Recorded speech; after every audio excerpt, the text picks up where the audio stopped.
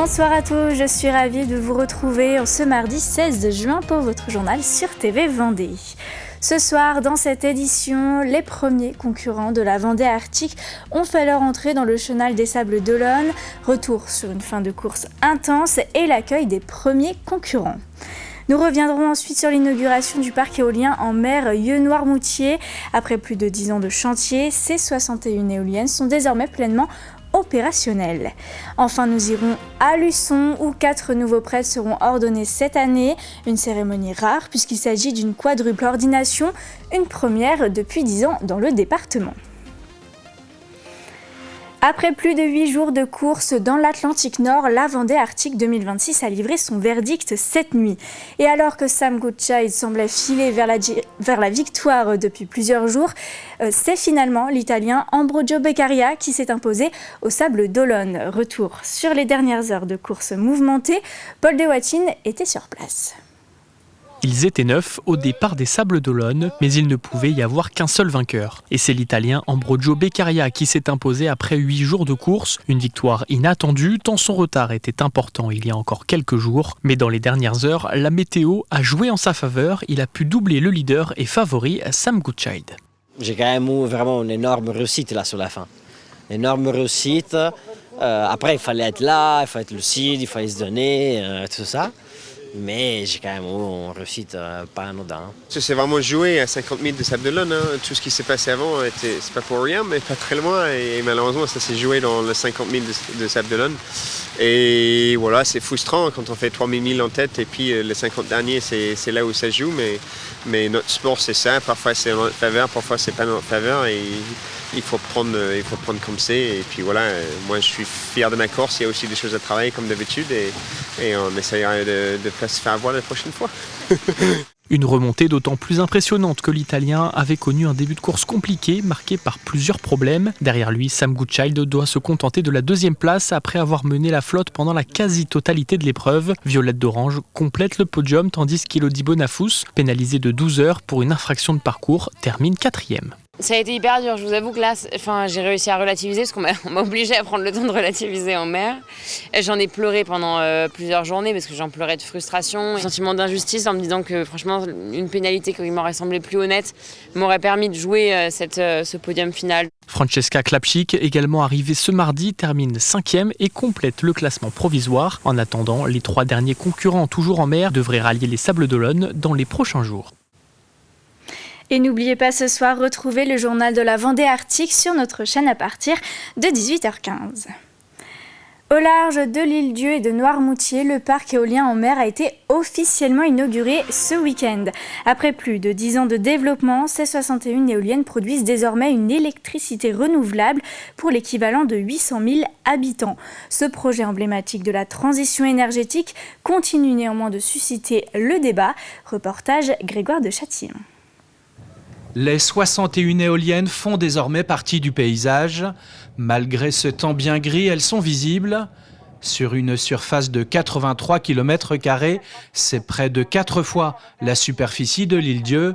Après plus de 10 ans d'études et de concertation, puis 33 mois de travaux en mer, le parc éolien entre Noirmoutier et l'île-Dieu, opérationnel depuis avril, a été inauguré vendredi dernier. Pendant toute la durée qui est plus que 10 ans, il y avait des moments très très difficiles. Il faut avoir la patience, il faut combattre un peu parfois, mais finalement on est arrivé en tant que collectif. Bonjour à mes amis, à nos amis pêcheurs. La ministre de la Mer a fait le déplacement. C'est le 4e parc offshore du pays. Il faut dire qu'en France, l'éolien en mer a le vent en poupe. Mais le vent en mer est plus stable, il est parfois plus intense, etc. Il est moins fluctuant, il y a moins de frottement. D'où la hauteur des éoliennes au passage. 200 mètres de hauteur pour ces 61 éoliennes qui produisent alors une électricité renouvelable équivalente à la consommation d'environ 800 000 habitants. Alors que la Vendée avait dit non, ce parc éolien s'est avéré être intéressant pour le département, également acteur du projet.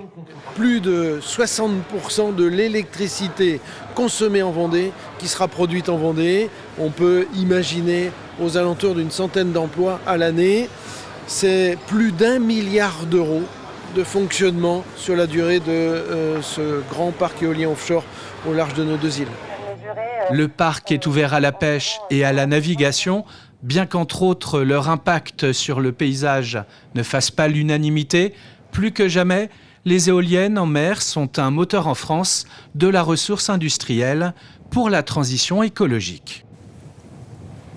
Et on continue dans le sud Vendée, entre La Taillée et le Gué de Veluire. Les travaux de l'ouvrage de la Boule d'Or touchent à leur fin. Ce carrefour hydraulique majeur du bassin de la Vendée a été entièrement rénové avec le remplacement de ces 3 vannes. Cet équipement est essentiel pour gérer les niveaux d'eau et orienter les écoulements selon les saisons entre crues et période estivale. Ce chantier vise aussi à restaurer la continuité écologique et la circulation des espèces migratrices. Sur cet ouvrage-là, on a équipé une passe à poissons pour rétablir en fin de compte la différence de niveau entre l'amont et l'aval, avec 3 bassins finalement, 3 successions de cloisons qui vont permettre aux espèces donc de franchir l'ouvrage. On va équiper cet ouvrage-là d'une station de vidéocomptage qui nous permettra donc de recenser les espèces, de les quantifier et de voir aussi les périodes justement de migration notamment. Et ça nous permettra de mieux affiner les aménagements aussi en amont. C'est un nouveau chapitre qui s'apprête à s'écrire aux Herbiers.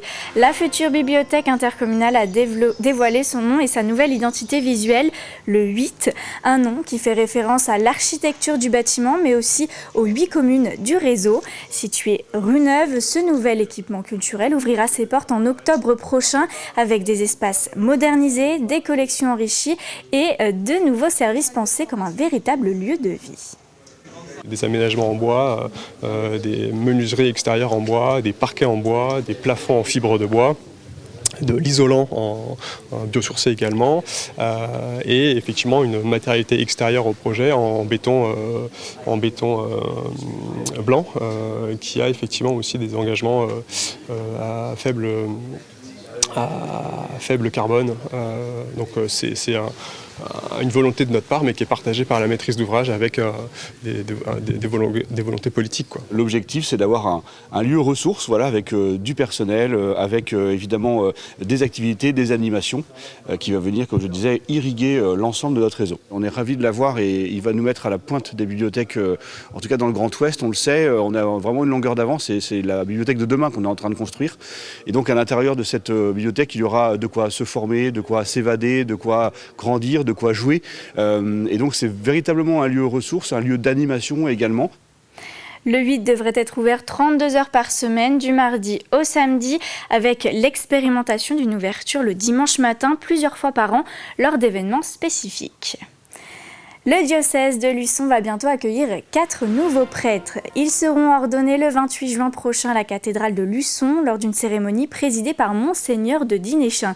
C'est une quadruple ordination rare dans le département puisqu'elle n'était pas survenue depuis plus de 10 ans. Là, on va être prêtre pour le diocèse de Luçon. Et dans ce cadre-là, c'est sûr que le diocèse a une histoire. On va rejoindre les fidèles dans cette histoire-là de Vendée. Donc c'est sûr que c'est pas la même chose d'être prêtre, je pense, en Vendée qu'en Bretagne ou qu'en Bourgogne, etc. Et donc moi-même étant né à La Roche-sur-Yon, puis on grandit à Saint-Gilles, c'est une vraie joie de pouvoir devenir prêtre ici en Vendée particulièrement.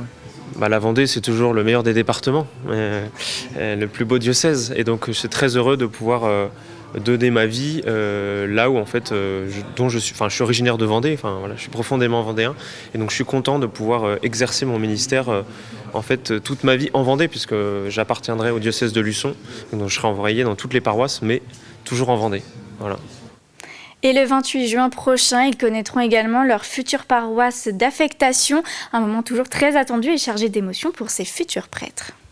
Même si ma vie est déjà donnée, ce qui va changer, c'est que ma vie elle est donnée pour le peuple auquel je vais être confié, et je vais être confié dans une paroisse, je ne sais pas encore laquelle. Et donc le fait de pouvoir célébrer la messe notamment, la messe quotidienne, pouvoir célébrer, actualiser ce sacrifice de la croix qui redonne la vie de Dieu aux hommes, ça me donne une énorme joie. Ouais, je vois pas beaucoup plus loin que le 28 juin pour l'instant. J'attends de découvrir à quelle sauce je vais être mangé. C'est un travail de mémoire mené par de jeunes collégiens à Saint-Jean-de-Mont. Les élèves de la classe défense du collège Pays de Mont ont choisi de mettre en lumière Louis Averty, un résistant montois engagé dans le maquis de Sévol pendant la Seconde Guerre mondiale. Mort à 28 ans, son parcours reste encore méconnu localement. À travers ce projet, les élèves ont souhaité faire vivre son histoire et rappeler l'importance du devoir de mémoire auprès des nouvelles générations. Nous l'avons choisi parce que c'était un Vendéen, un Montois, donc on trouvait ça important et symbolique pour symboliser cette classe qui vient de Saint-Jean-de-Mont. Les commémorations, c'est super important car c'est ce qui va montrer aux jeunesses plus tard qu'il ne faut jamais recommencer un acte comme ceux qui se sont passés dans les années passées. Ça me rend fière de pouvoir participer au devoir de mémoire dans mon collège d'abord, puis ensuite dans ma ville. Ça m'a appris que quand une personne était prête à tout pour son pays, elle était prête à aller jusqu'à la mort pour protéger les siens, ceux qu'il aimait, ainsi que son pays.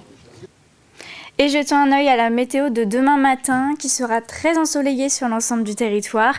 Dès le début de la matinée, le mercure affiche des températures estivales jusqu'à 18 degrés sur le littoral, 17 degrés à Montaigu et La Roche-sur-Yon et 18 degrés à Pouzauges et Fontenay-le-Comte. Et c'est la fin de ce journal. Merci à tous de l'avoir suivi. Vous retrouverez demain matin Florian Wozniak pour la matinale dès 7h. D'ici là, passez une très bonne soirée sur TV Vendée.